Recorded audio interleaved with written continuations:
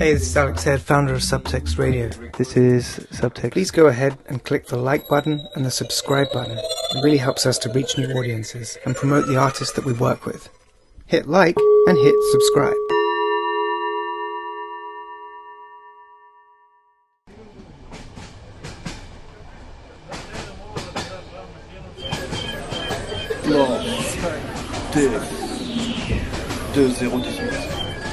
Mic check.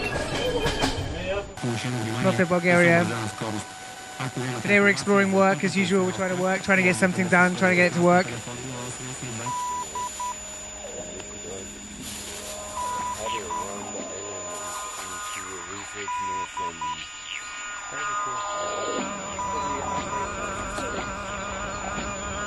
Subtext ADATA AiR series presents Cyrillic Shortwave with DIY Church. For 5 weeks, Subtext on 199 Radio brings you selected sounds, comment and reflection on the current status of the river island Adata, supported by the European Capital of Culture 2019, Plovdiv, Bulgaria. We dedicate this show to the monks Cyril and Methodius, believed to have been the initial creators of the Cyrillic script during the First Bulgarian Empire in the 9th century AD. And we dedicate this show to miscommunications all around the world and to listening twice. Communications is a huge thing for me.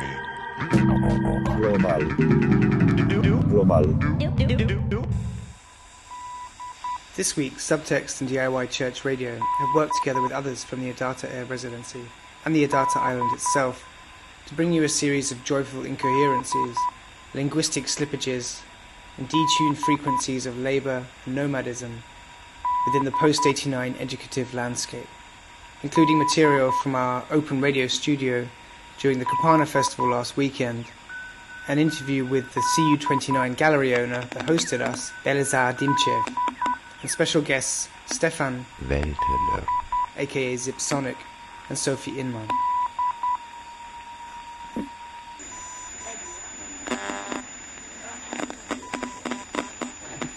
I'm Stefan. Stefan Welteler. Yes, born in Baden-Baden.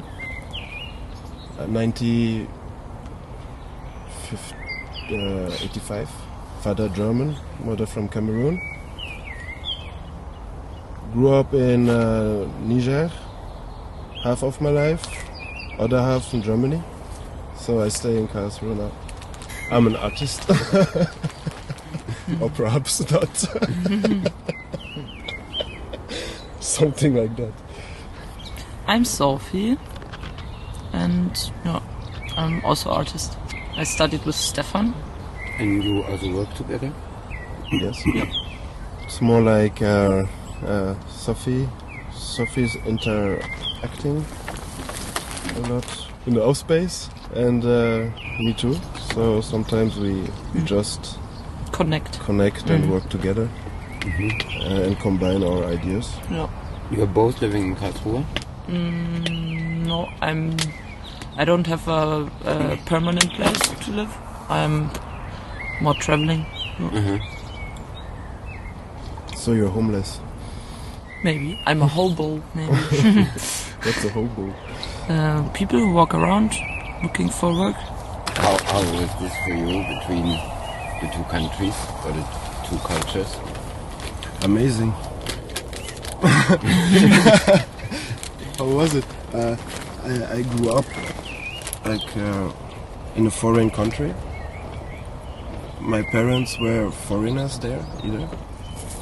But your mom is from Niger, no? No, she's from Cameroon. Ah, okay. She's from Cameroon, and actually she speaks English. And in Niger, you speak French. It's the first language, sozusagen. So how was the?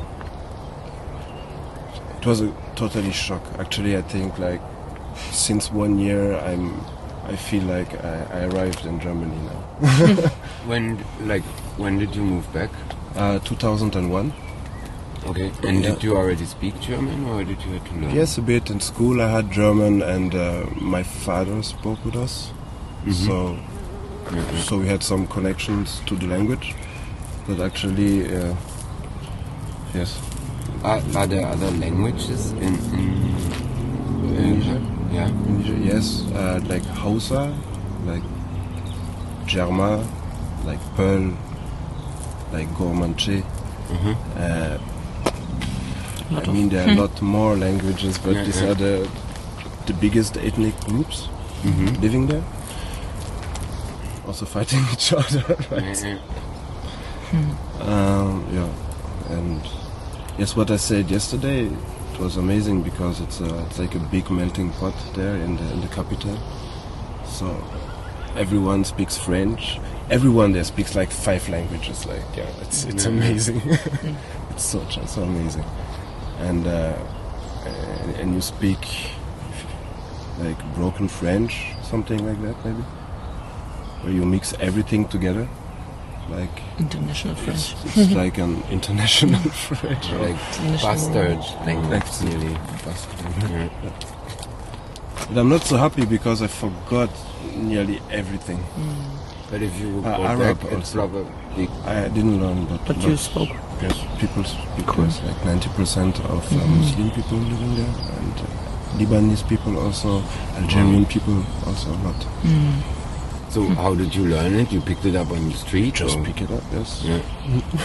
We were always throwing around, playing soccer in that corner, playing against the boys of that corner.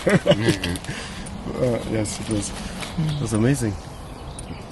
Es geht durch die Welt ein Geflüster von grünen Verhaftungen, sensiblen Kommunikationen, Kontaktreaktionen. All words in English, almost Es geht durch die Welt ein Geflüster ending in von verbundenen Gehirnen. Harry, Die Stimmen like schweben necessary, über die Ozeane, Wünsche durchmessen die in Meridiane. Spanish becomes ario, like Es necessary. geht durch die Welt ein Geflüster von telepathischen Informationen, neuralen It is not Neuronen, die necessary schneller for me als now das Licht. because I don't need it. Es geht durch die Welt ein It is Geflüster not von necessary. fluiden Kristallen, digitalen Zahlenreihen, digitalen Zeichenreihen. Necessary is Die Sprache ist ein Spiel. so once more. It is not necessary. Die Sprache, ein Werkzeug in meiner Hand. Para mí, no. Right. No es necesario para mí ahora because I don't need it. Okay? I don't need it. No lo necesito. No lo necesito, it's like I don't need it. No lo necesito. So weird so that you can it is not necessary. It sounds like work to me.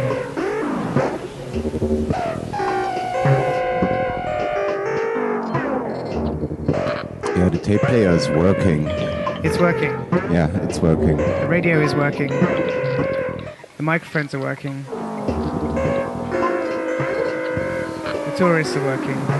The residents are working. The little flags are working. The bar people are working. The taxi drivers are working. The customers are working. The World Wildlife Foundation are working. Put the music up. Dans le dôme. Dans le dôme du métronome, je suis un médium sans couronne. De mon œil gauche brille la lune, du droit le soleil rayonne. Que Dieu me pardonne, mais je soupçonne que lui et ses anges règnent sur mon royaume. Le mensonge nous empoisonne, ce qui fait que nos propres fils nous emprisonnent. Nous sommes seuls, nous sommes stone, nous seuls sommes responsables de l'inspection de flore et faune. 3-0 Deltron, un télégramme de la dernière année lumière nous informe. Des faits divers d'hier, flashback, breakdown, black march, black sun, corps armé, massacre homme. Moi je crache sur uniforme, marque la fin du spectacle dans l'hippodrome. Black trombone, Joue un requiem pour les fruits étranges, un requiem pour chacune de mes nuits blanches. Vois comment je traite la feuille blanche, comment prêtre, tu viens de naître, toutes mes condoléances. Maïla. The MC is working. Yes, and just when we moved to Germany, it was more like. First, I was like, no, we have to stay in Niger. We cannot go to Germany, mother. It's not possible. I'm Why? 16 years old. I know so many girls who liked me. And she was like, let's move. I was like, oh no. And then I was thinking about soccer. Thought like, okay, so maybe it's a good opportunity to play soccer there. I mean, at first it was like, okay, we're moving to Germany. So what is Germany actually? Okay, it's the place where where I'm born, where my father lived, where one part of my family is living. So I was happy to see them all. But actually it was also combined with school. So I left all my friends, find new friends. I went to a new school. In that new school, it was like an elite school, like Deutsch-Französisches Gymnasium. And you had to have a very great level in German also, and in anything actually. So, but right from just from the optics was a big change. I mean, everyone is white first. Then everything is clean. It's a bit cold, like. Yes, I was never looking in the eyes because it's a sign of disrespect actually in Niger. And here's like you have to show that you're trustworthy. You're trustworthy. Yes, that's it. Wow. And for me it was like because my mother teaches us to be very not even a mother. Everyone living around in the quartier was like. Even the guy who was selling his tobacco on the street, if he saw you maybe with a cigarette or something, he would just give you a slap and bring you to your mother. Like, what are you doing? So everyone is taking care of everyone. Like, so in the village of my father, like Steinbach, I was greeting everyone. So, okay, I met the first time the Bäcker. And I was like, hello, get some bread. And the next day when I see him in the streets, I was like, hey, hello, like shouting at him. So I know you, and he was like, oh, okay. Okay. So, crazy boy from Africa. But you still do this in jobs, and I see that you like it. So there was a time I stopped it actually because to be like the others, like to be a German or something, or to act like they told me to be, and I was not happy with that. For some few years I did it but I never lost it actually. So I was like, it's like protecting something and learning how to handle the new world, like. And then I saw they are only humans, different culture, different ideas, and the way I'm feeling is more important for myself, and I like to be like I am, and that's all. Oh, yeah, but it's self-confidence. It's a difficult process to become confident that this is okay, or like especially if the cultural code is not like treating everyone. But actually, it's changing. I think also people, everyone is like that actually.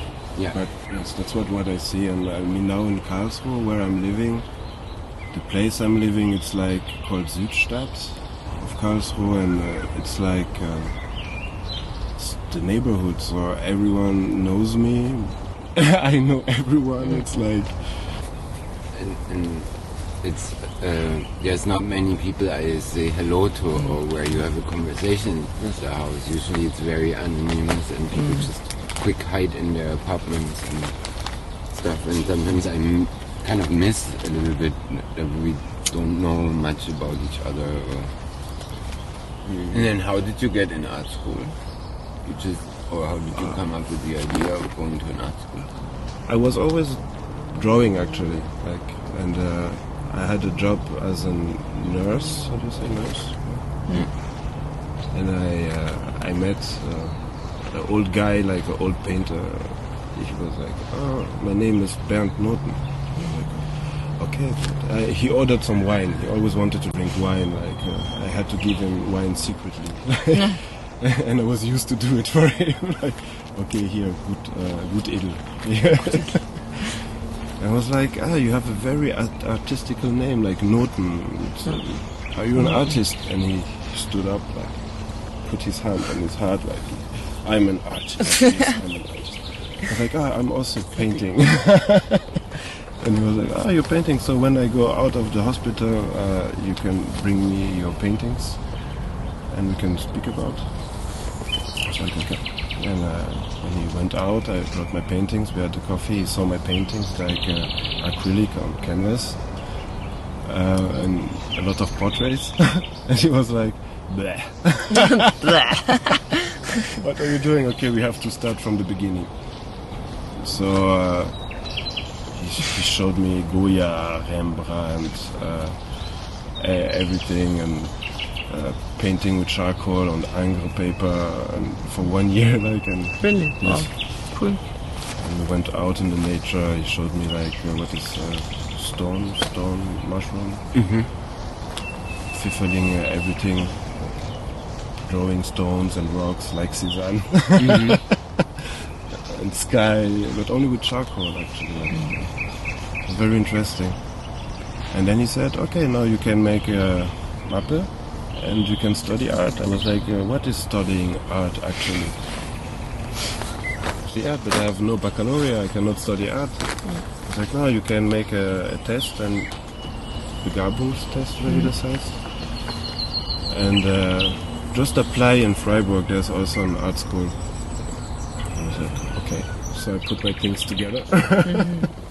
And I went to the art school, and they took me at the same time. They kicked me from my job. Do you feel that living in, for example, in Nigeria for half of your life also influenced like how you look at, because the art school education is very European in a way, or it's very European centered? Actually, it was really strange. Every kind of education in Germany, it's not the same with this respect-based thing. Like I was in a judo club, and we had a sensei. We had to enter the dojo, like in the tatami. Before we enter the tatami, you have to go down to say hello, like respectful. You enter it, and everyone has to sit to meditate for 10 minutes first. Everything is quiet, and I tried to make judo in Germany, and it was like a mess. Like, who's the sensei? I don't care. Like, and they just fight. Yes, they just fight and warm up a bit. Like, and I was like, okay. At school, it was the same. The pupils were like getting up in school during the class, going out, having their coffee, coming in again. But I mean, they were really spoiled children also, from rich families and stuff.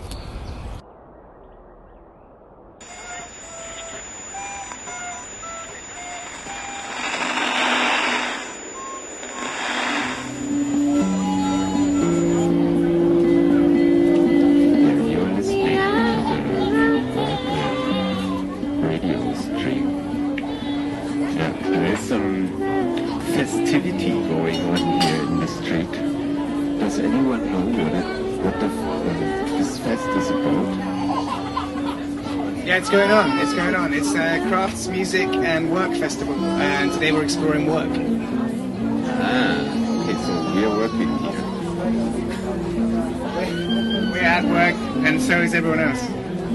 And it's going to reveal itself which people are working harder and which people not so hard. No? MC Stefanos has got his first drink, so I guess...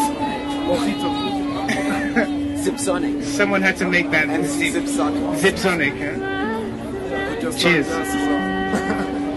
We're out of Apple. In your time, in your own time. Merci. Put your sunglasses on. Aperol Spritz is over. Aperol. Das war letzte Nacht, ne?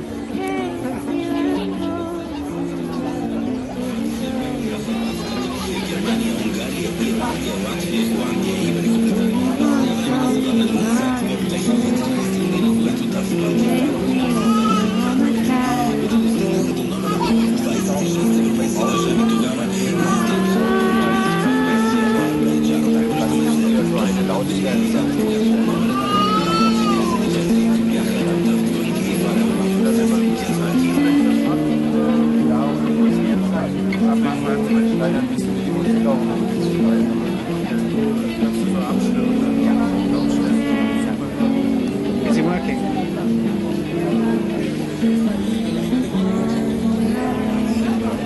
Yeah, I think it's working. It's just, this improvised radio stations in the middle of like a lot of people running through a city. It's always a little bit complicated.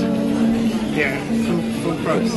Maybe we should try to turn off the music and just catch how the city sounds at the moment.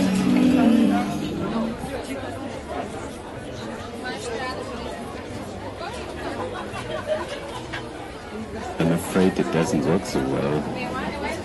I don't hear much. Yeah, we have some very specific short-range microphones now. Or? Yeah. Yeah, we have some very specific short-range microphones now. Or? Yeah. To not be too loud or Yeah. wide-ranged. Yeah, yeah. So you only get one singer at a time in the studio. But this is a really big. This is the biggest studio I've ever been in. Actually, there's 30,000 people in this studio, and they have a whole transport system. We were getting the bus yesterday. A lovely woman gave us a ticket, but she tore it in half. But fair enough. Driving public transportation here is really interesting because they have this funny system where a person is sitting on the bus and coming to you, and you have to buy a ticket with the person. I think that's really beautiful. It's nice. It's much more human somehow, and it's probably a bit more efficient as well. It is, seriously, and everyone likes the person who It's great. Maybe I should try to get a job like this back home. Yeah, sure, because I mean there's a real gap in the market in Berlin for these people, like we always think, well, we just jump on the back and then we're going to get away with it, but now it turns out there's a very nice woman who's going to make you pay.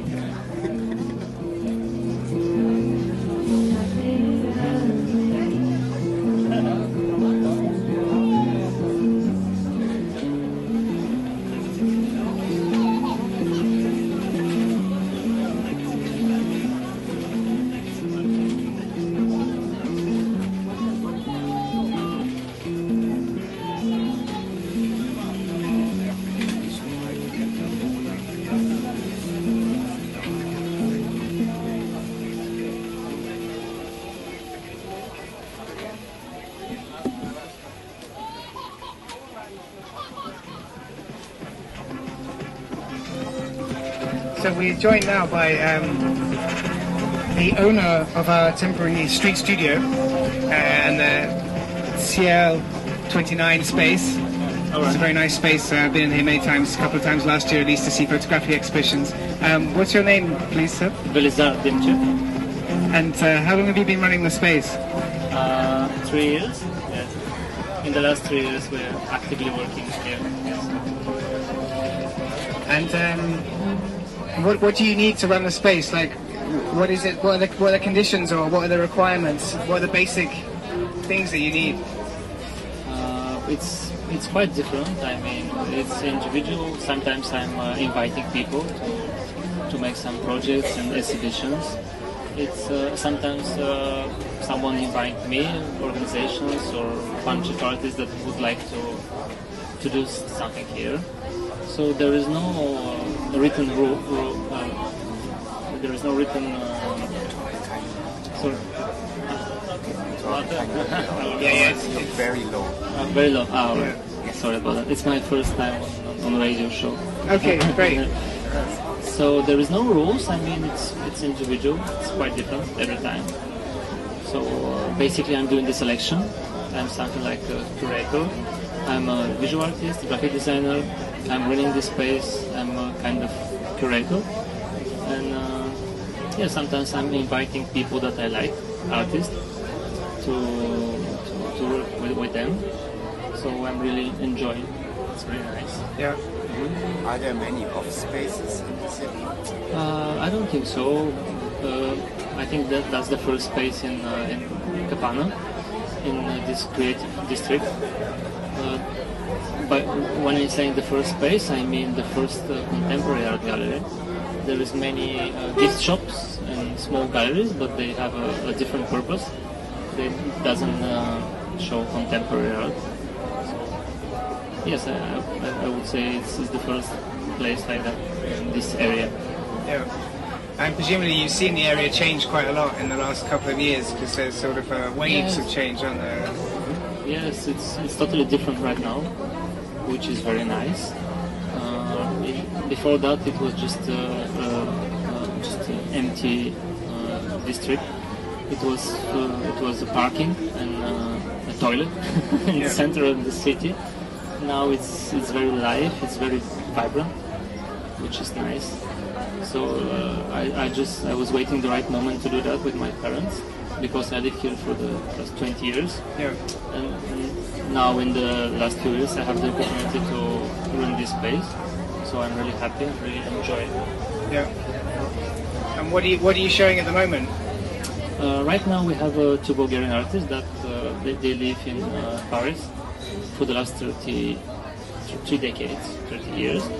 So they're very prominent, Valentin and Nina. They are artistic duo. So they're doing video installations, and the installations just finished a few weeks ago, and now if you want, you can see the drawing exhibition downstairs. So that's the current exhibition, so drawings. Nice. So basically you have human labor, and then you have your own selection process. You have the space, of course. Everyone needs the utilities to keep it moving. I mean, how do you kind of get space away from it? How do you take time to kind of not let it run you, right? Like you run a space rather than the space runs you. Yeah, so I don't know. Basically, it's very difficult, because I'm an artist. I have a studio. Also, I work like a graphic designer. I'm also a father, so many tasks to do every day. It's very difficult, but but at the same time it's pleasure. So how many people work here with you? How many people? Four people working here as bartenders, and also we have many interesting events like short movies nights, like presentations, workshops, like this right now. Yeah. So I'm trying to invite different and interesting people. We're trying to develop just to push the boundaries, to try to move this tiny Bulgarian art scene forward. That's what we're trying to do here. Yeah. Do you think that next year the European Capital of Culture, do you think that helps the city actually, or will help in this, or do you have any thoughts about this thing as an event or institution? Yes, I think it's this is very important for Plovdiv, because many European artists, they will come here, they will work with 2019 the foundation, for example. I think that's very important to meet new people, like to exchange ideas, to try to see how they work, to present their experience. This is really important, the exchange. So yes, I think it's nice. Also, it will be very nice if we see some infrastructure after that, some galleries or something that will stay in the future, and it will work more than 1 year or a few months. This will be very nice. I hope happen. So to what extent do you think the establishment of cultural institutions is a kind of a measure of the health or the character of the city itself? I think the character of the city itself, but as you know, it's very complicated because there is some political, I don't know how to say. Basically, it's very difficult to make culture and to work with political organizations or sort. So, I mean, it's a mixture of good people that know what to do, how to do it. Of course, you need the money, you need the support from the government. So it's very complicated. I think in Bulgaria we need some time to learn how to develop projects, how to present them. So it will take some time, maybe a few decades. Can you tell the listener who has never been to Bulgaria or here a little bit the background of the city? The background of the city? Like a brief idea. Yeah. So that 3,000 years. if you can't see it or you can't be here, that you get an idea of what it's like. It's a very nice small city in Eastern Europe. So I'm always wondering what the tourists are doing here. But in the last few years, I started understanding that it's an attractive place because there is many cultural layers. It's a very old city. It's very old. It's 6,000 or 7,000 years old city. It's older than Rome. I was arguing with Roman people about that. They almost killed me, but it's true. But it's a very nice city with many good things to do and to see. So I don't know what to recommend you, but just come and see. I think if you spend just a few days, which is absolutely enough to see it, I mean to be very surprised. So yes. Yeah, everyone I've been here with, like friends and family, and of course like artists, collaborators, they're so like shocked and surprised by surprised at the same time. Yeah, like it's raw in a way, but it's also incredibly beautiful and it's very accessible. Those layers of history are really there, and they're there in a different way from like a museum where you go in and you see some old Roman carvings, like some marble and stuff, and here you can also see them kind of in the street, kind of in this in-between stage where they're not really obviously Roman ruins, like they're not really Roman stage anymore, but they're not really museum either. They're sort of somewhere in between. It's a kind of open-air, huge museum in the city. Like in terms of global developments, do you think the Western world can also learn something from here? Because I often get the impression it's more like adjusting the former East to the West rather than an exchange.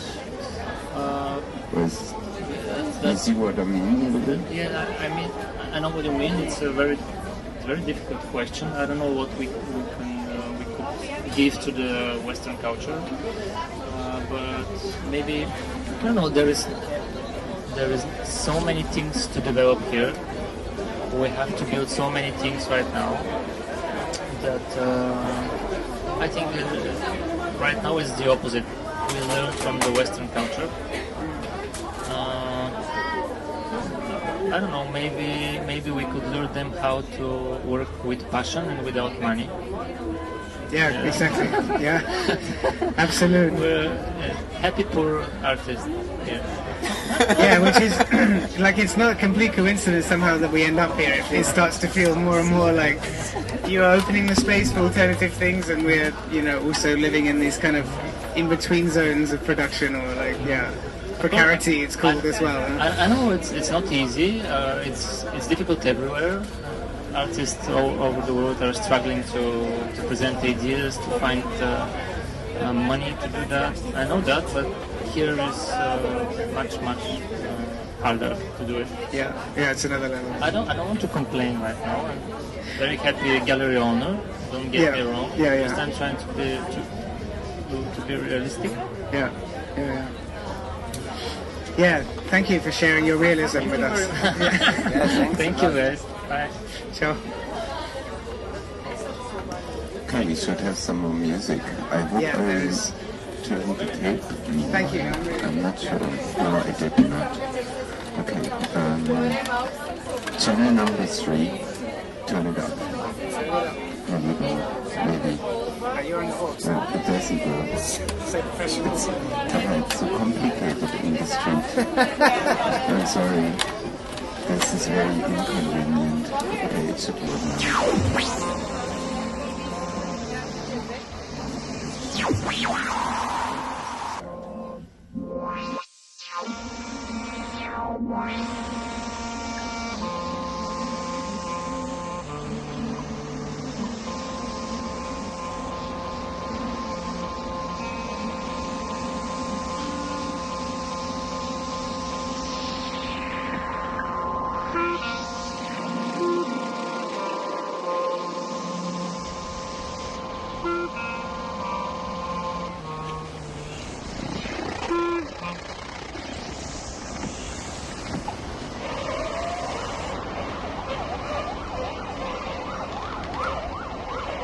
Very wet. If I saw the police here, I would be like, wicked.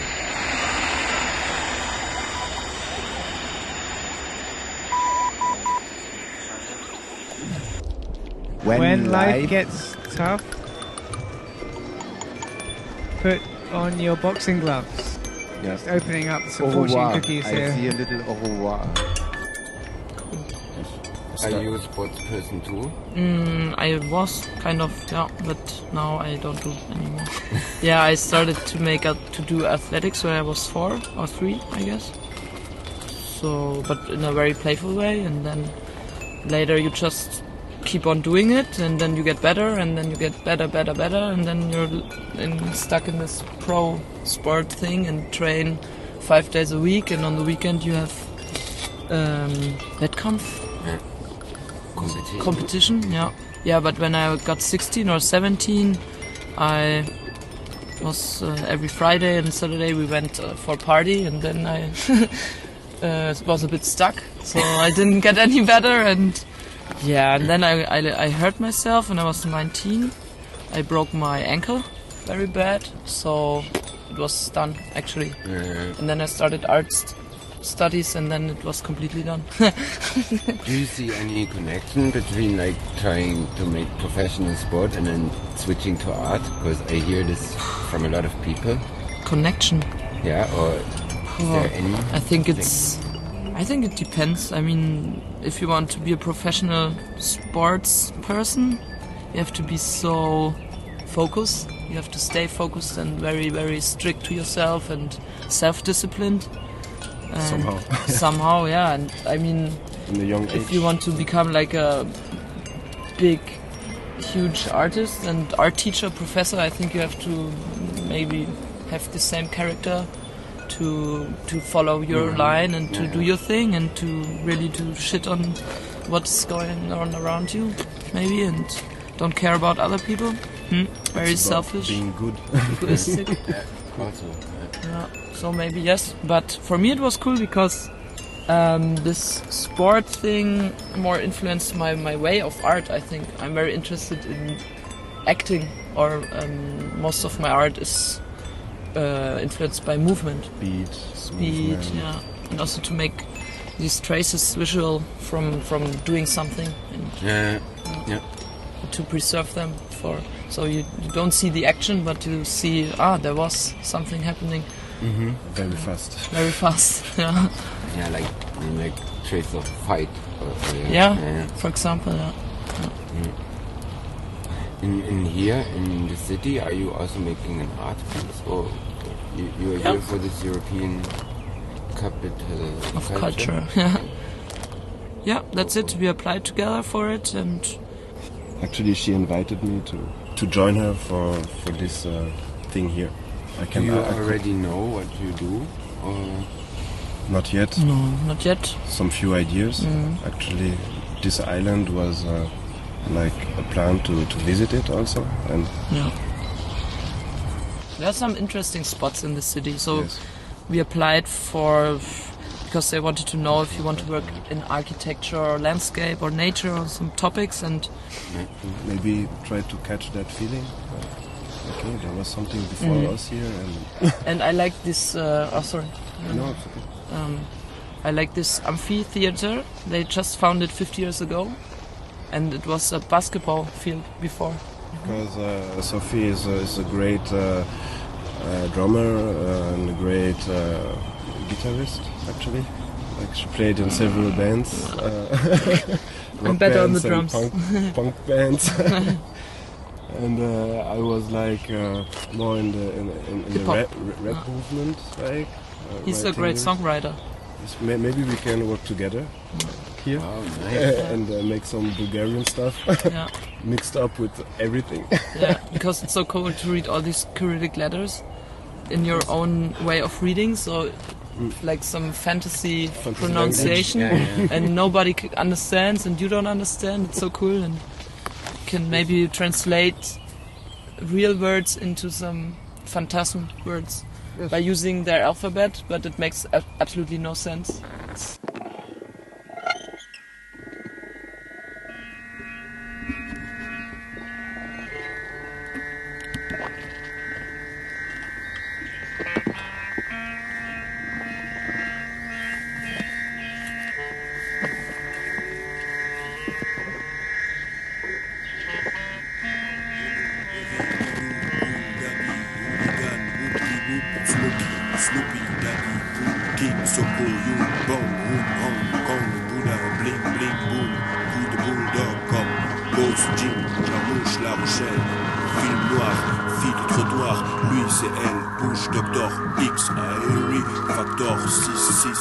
Rastafari, fuck, mob, deep pop, purple, haze, drum, bass, shit, patty, space, monkey, space, ship, Smith, shape, shift pour le hit.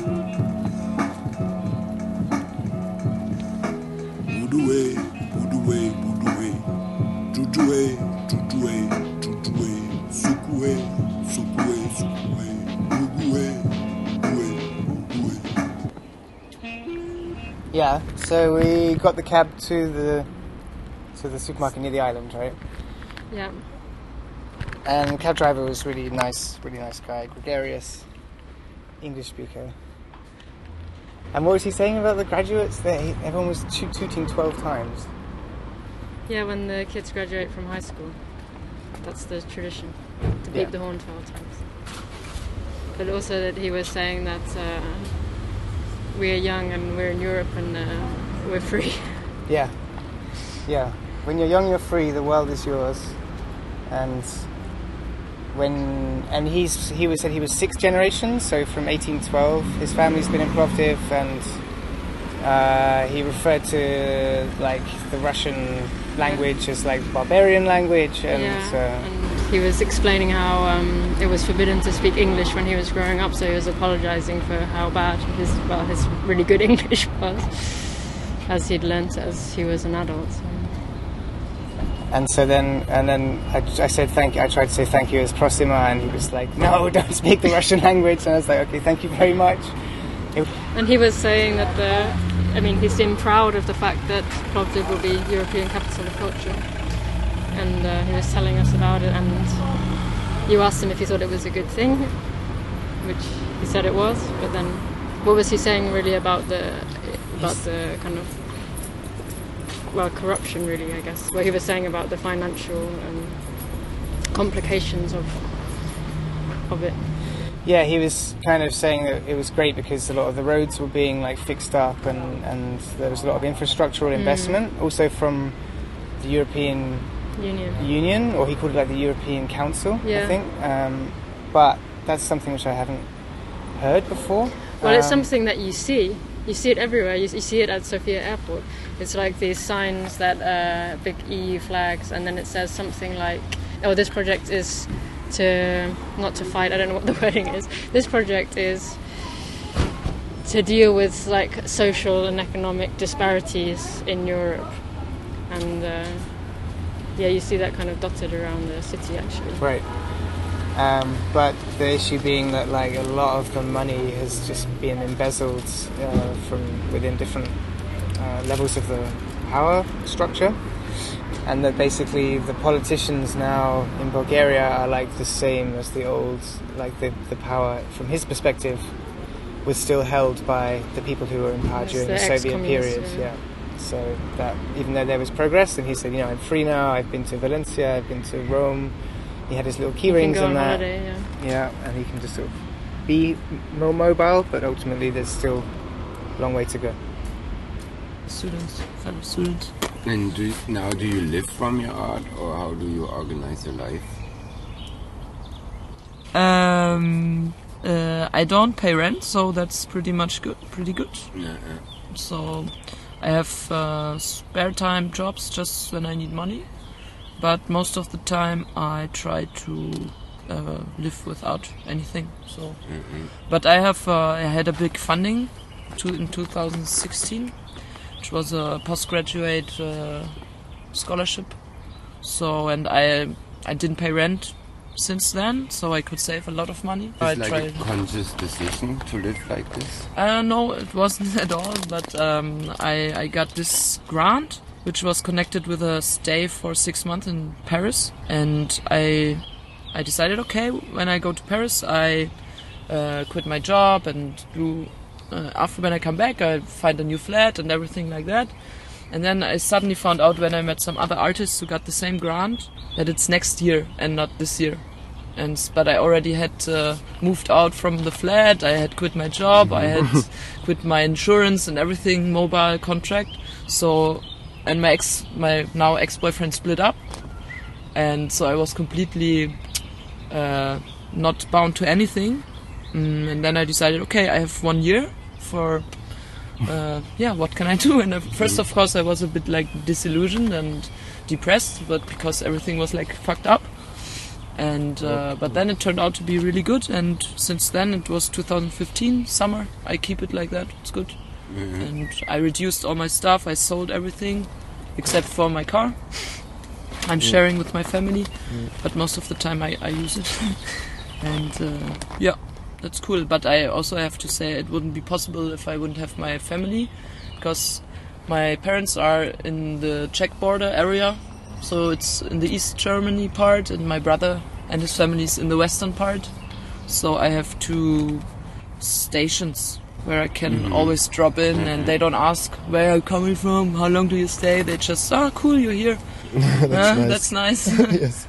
And I put all my stuff back in the garage of my parents' place. So when I have to go to another place, like when I'm coming from a cold place and move to a warm place, I bring all my stuff there, pack it new into my car, and stay for 3 days, and then I'm off. It is not necessary for me now because I don't need it.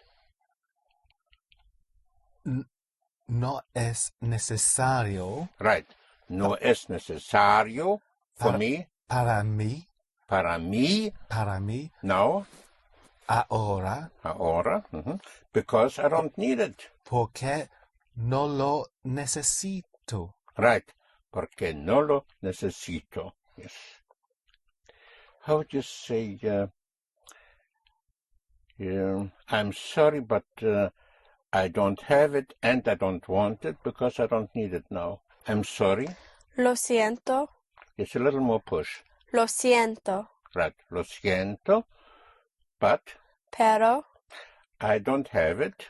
No lo tengo. And is E, spelled Y. E. E. And E. And I don't want it. No lo quiero. No lo quiero. No right? lo quiero. Because I don't need it now.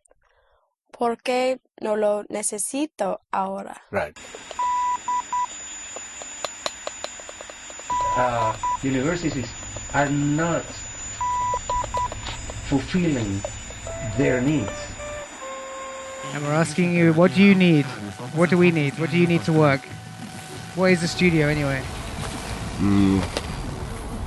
I have 2 jobs now. Like I'm working for UPS, like I said, 3 times or 5 times a week. Now I have a job as an plakatmaler for cinema, so I can make these banners like 7 meters on 80 centimeters. Really cool job, because Stefan told me that the guy who quit the job was the last painter of billboard painter in Germany. Who learned it. Like. Wow, yeah, it used to be a job. Yeah. You know, in Dresden they also still do it for Schaubühne, for like, and it's really huge posters. Yeah, it's nice cool. to do. Interesting job, definitely. It's not well paid, but it's like. You can also paint. Yes, do you have the freedom of like doing your own interpretations, or do you have? Yeah, absolutely. Yeah, that's really cool. I give some small money and I can watch any movie I want. Yeah, that's cool. I have like free beer and popcorn. Wow. I can bring some amazing. people. Maybe you can sleep. You watch the night movies. Have a place That's where you can nice. sleep. I know that other people have found solutions how to manage things, but I'm not that far. No. I I thought the same. And I don't know if I thought maybe I go for a place in like Cologne or something and to rent a flat if I need it. Yeah, but as well, like you, I'm not interested in a certain city, and when I'm in another city I think, oh yeah, it's just another city. Just yeah, another wow. city. It's nice, beautiful, wow, cool, but yeah. So it's a kind of security I have in Karlsruhe. Like Sophienstraße in Karlsruhe. It's my home base. It's like a commune. So it's a apartment block from the 60s, but it's for working class people. So it's a garage, and on top there's one room and a kitchen and a small bathroom. So, and it's very cheap. And so many people from Art Academy moved in there. So 3 of the 8 houses are occupied by ex-art students, and it's in one row. And this is my place where I always go when I'm coming to Karlsruhe. I drive just in their driveway, park my car there, and I have 3 houses where I can switch from door to door. And have you always been in Berlin? Maybe since around 15 years. Oh yeah, quite a long time. And before I was studying in Münster and Düsseldorf. Oh yeah. And then I like the Ruhrpott. Yeah. And Cologne. Yeah. I think that's an interesting area. Cool. But I never really went to the art school, so and then half the time I was also in Berlin. So I was like, maybe I just moved to Berlin. It doesn't change much. And then we got a warehouse thing with some friends, pretty cheap. So that's nice. That kind of made the decision. And this one professor also really liked me at the art school and was like, in Berlin? Yeah, just come to my class, it's fine. Cool. And then changed there, and I don't know. I didn't like art school much, so it's a little bit boring. Yeah. And also a lot of the things I had to learn, or discussions about paintings and stuff. Yeah. Kind of not my thing. More orange in the left corner. Yeah. Why don't you do this big? Make it big. Like a blow up. No. That's actually how I started the radio. Because after art school, even during art school, I became really upset how bad this education is, and that it basically just aims for the art market, but not really for like any social or human quality. And then I was like, okay, if I do for 10 years radio once a week, I probably learn much more than going for 4 or 5 years to an art school. A radio is a great medium, like also in the beginning it's just like when it comes to commercial radio or certain things it becomes bullshit. Yeah. But the original idea I think is really interesting, also with the whole metaphysic behind it, where you hidden and you can send to the other. Would you say that you had this attitude the whole time in you? Actually, you said that you started with, you were also like sportive, and then something you dislike, if you dislike something or you don't feel good in the place, you just move actually. you say it and just go, or try to change things maybe, or not even that, I don't know. That you have it since your childhood? Yeah, I think so. That's something that carry with you. Like, depending on how much you believe maybe in education or in society, it comes out or not. But then I also grew up in the GDR, so, and I... You're from Chemnitz, right? Yeah. I'm from Hof. You saw the first who takes pleasure. You got all the East Germans coming to you and shitting everywhere and buying all the bananas. Just maybe if you want to hear just the last thing about to be friendly or not friendly about visitors, they come. So and the first thing, like I said, it was we were all excited. Wow, all was cool, and the people that were older than me was in my village was cool, new people, what's going on? Always nice when something has happened. So, but then when they were a bit longer because there were a long queue, so they had really to stay in these queues, and there were no toilets. So for sure they couldn't go anywhere. And then for sure in long streets, even there were no buildings, they have to go in the forest. So and then they shit in the forest. And the problem was that then the love and the peace for the new people they come were totally over. In between 3 days, because they start to complain. They come here over the border, and then they shit all in the forest. And also, they buy all the bananas. All the bananas are away. And people were like giving them goulash in the streets. Wow, I made a radio feature like with also one woman from Hof, telling a little bit about it. It was like after 25 years. Her name is Coco. Okay, I don't know. She also makes music. Coco, but how old is she? She's a little bit older than me. Maybe I know her because... 37, 36. Yeah, because there was a Coco I know back from my punk rock times. Yeah, she comes from punk rock. Yeah, then maybe that's her. Punk rock, hardcore, and then went into techno. Cool. And now she makes... I haven't seen her since I'm 16. Vocal-based, strange, power electronic stuff. But really good music. I like what she maybe does. that's her. Cool. Yeah. Nice. I also did a radio show and was heard just about her art and music stuff. She's also illustrator, I think.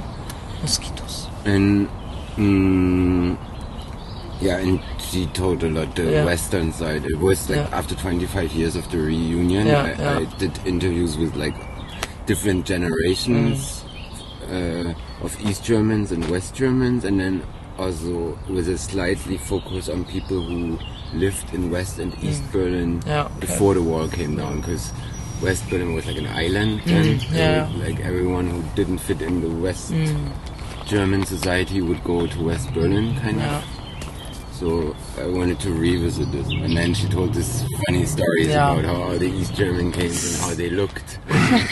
I was too young, but I remember just having many Trabis in the city, and my brother, he's almost 2 years older than me, and he really can remember because we were living in a big street, the main street where where the people from the highways are coming through, and he remembers that even tanks were rolling, and there was like the streets were blocked with these Trabis, and they all had these 4 colors.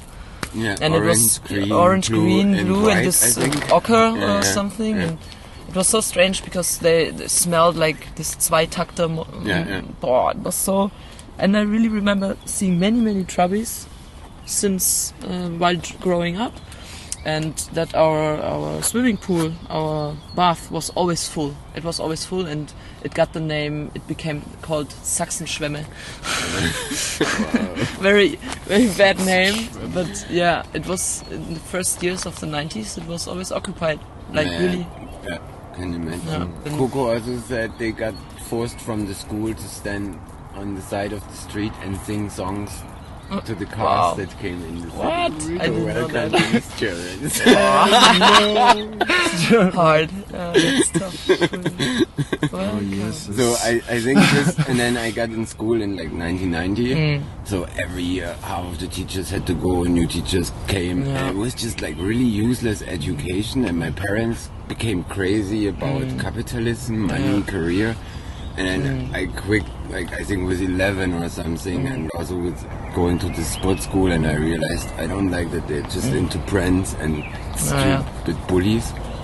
So I just sort of developed it, I think. I don't know how it is. Maybe through this East German education you have a more, like, because my parents and my grandparents basically spent all their life there, you have different awareness of it. But then I also know a lot of people in my age who don't have this awareness, who grew up with me. So maybe it's also a few other things that make it. But I mean, people are so different, and I think the influences, it depends on which ground they fall, like, and to speak in a kind of pictorial language, but or like this thing, like with you, when you got the year wrong and all of a sudden all your stuff was gone, and then you start thinking different.